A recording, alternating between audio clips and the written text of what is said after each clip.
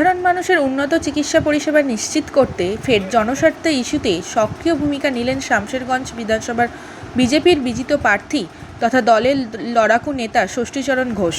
শুক্রবার দুপুর নাগাদ তার নেতৃত্বে ভারতীয় জনতা পার্টির একটি প্রতিনিধি দল ধুলিয়ানের অনুপমনগর স্বাস্থ্যকেন্দ্রে গিয়ে বিএমওএইচ-এর কাছে স্মারকলিপি প্রদান করে এবং হাসপাতালের সার্বিক পরিষেবা উন্নয়নের দাবিতে ডেপুটেশন জমা দেয়।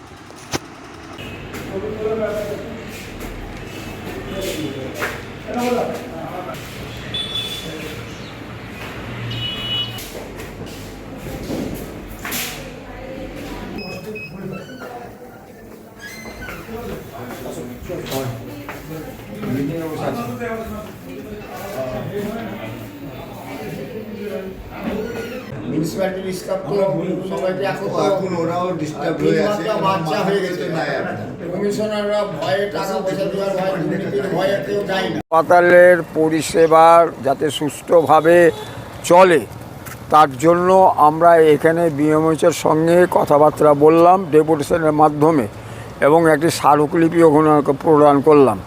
হাসপাতালের যে সমস্ত জিনিস এখন প্রয়োজন এই বিষয়ে আমরা একটা লিস্ট চাইলাম, সেই লিস্টটা উনি আমাদের কাছে পাঠাবেন আর আমরা সেই লিস্ট নিয়ে আমাদের প্রতিনিধি যে আজকে এসছেন এই প্রতিনিধি দল আমরা স্বাস্থ্যমন্ত্রীর সঙ্গে মাননীয় মুখ্যমন্ত্রীর সঙ্গে আমরা ধুলিয়ানের বিভিন্ন সমস্যা নিয়ে হাসপাতাল থেকে শুরু করে যে কিছু অভিযোগ আমাদের কাছে এসছিল, যে অভিযোগের মধ্যে যারা ডেলিভারিতে যেখানে আসে সিজার করা হয় সিজার তাদেরকে